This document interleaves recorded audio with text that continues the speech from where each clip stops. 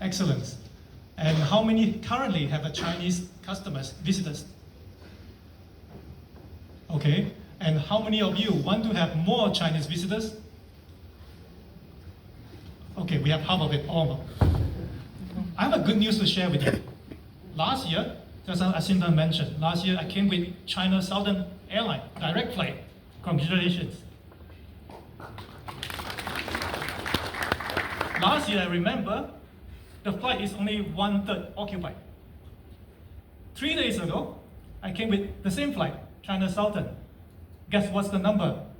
2/3 was full. You already doubled the number. What is more exciting, I'd like to share with you. As Asinda mentions, some of you may know, next year is the 50 years diplomatic years between China and PNG.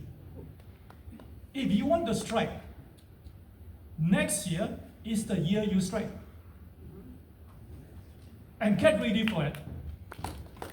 Those who are not China ready yet, find out what is China ready, and perhaps we can do more in partnership with TPA that we are working closely with under the leadership of CEO Eric Mosman. Prime Minister mentioned yesterday, China is the world's largest source market. 134 million last year. We are back. Remember, we were the last major economy that reopened. And how was it? We climbed to the #1 top spenders in the world straight after in 2023. More than America, more than Germany, more than French, more than Australia.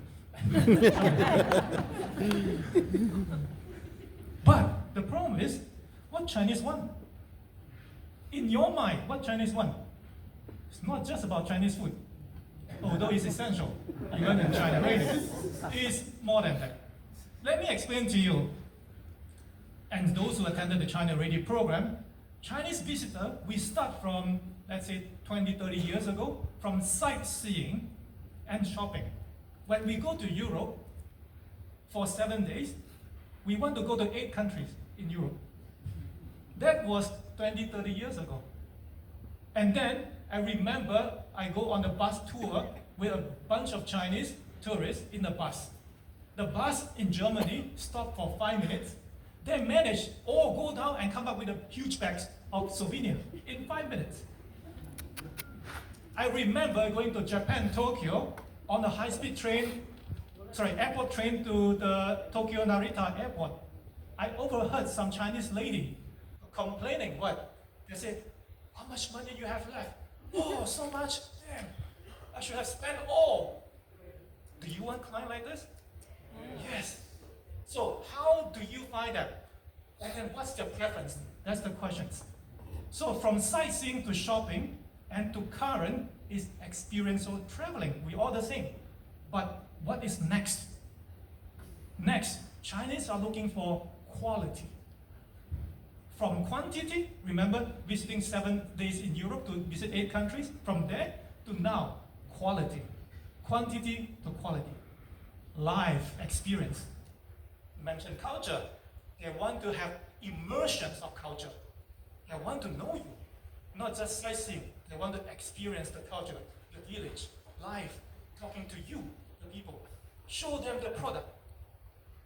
You know, Chinese people like to take photo, right? Imagine they can brag to their friend. Show them, hey, I've been to Papua New Guinea. You know, they like to brag. I've been to a country you've never been. Sell them this. Sell them this is the last travel destination. They love that because they like to show off in their, we don't have Facebook, we don't have YouTube, we don't have Twitter, we have nothing like that. But we have the rest. We have TikTok that US tried to ban. But in terms of preference, what else we want? Look, safety is important, we take care of that. And then aside from that, there are many things that the Chinese travel looking for. For example, aside from less travel destination, they are looking for islands. They are looking for secluded place. Not just shopping, and they are looking for something with a personal touch. This is the new Chinese post-COVID. Post-COVID, there's a huge mind shift in them. Because at that time, when I came to this conference room, when I look at the chair, it reminds me of COVID distance. I thought about that, but they say it's not. They say 1 meter. But because of that, Chinese, they transformed. We used to travel in a big bus with a flag. No. Now we travel in a small group. And the average spending for Chinese is now about 1,700 US dollar per pax, excluding tickets. So they want to spend, but they want to enjoy and learn your experience, your culture. So this is just some of the things that I talk about in terms of preferences, but we can talk more about behavior. Now I give it back to Jacinta. Thank you. Thank you, Dr. Lee. So you've just told us a little bit more and quite encouraging about the preferences, which I think fits Papua New Guinea in terms of quality life experiences that Chinese travelers are looking for. Now, as you mentioned, what do you think we can do better to attract these particular life searching experiences? And these are experiences that we provide, these transformative experiences. What do you think we can do better in terms of marketing to bring them here? I believe there are two sides of it. One is getting yourself ready from the destination and stakeholders' perspective. The other side is marketing. So try to impersonate yourself as a Chinese. Traveling from Guangzhou to here. Try for 1 minute to think as Chinese. So when you take the plane, let's say China Southern or Air New Guinea, I remember I took Air New Guinea. I think Charlie ran too fast, otherwise I would tell him that. Air New Guinea, perfect service. And then I was looking for Chinese movie. No, thank God they have one. In the 6-hour flights, I have one Chinese movie. Not bad, actually. Not bad. But if you can increase that, that would be good. That's an experience. That's China Ready. China Ready started from the plane. Let's excluding the marketing, destination marketing for now. And then you touch down at the airport.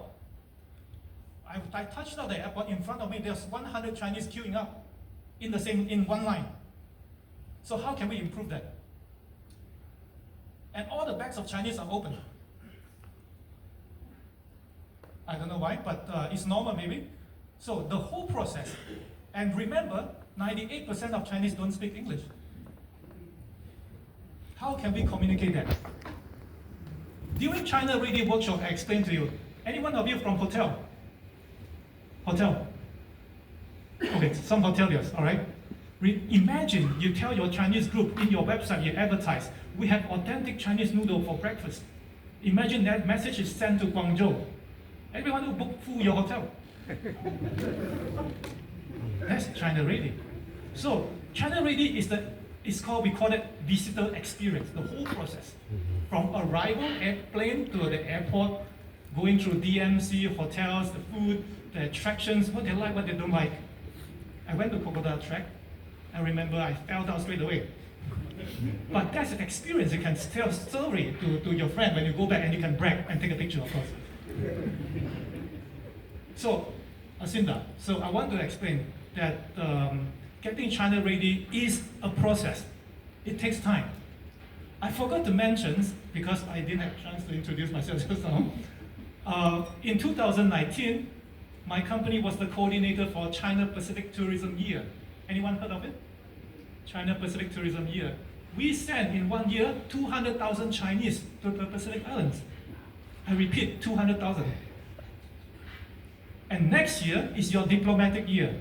Imagine we can do something big. I keep it a secret for now. Imagine we can do something big next year. And make sure you have noodle in your hotel. Okay, I'll stop here for being China Ready. Thank you.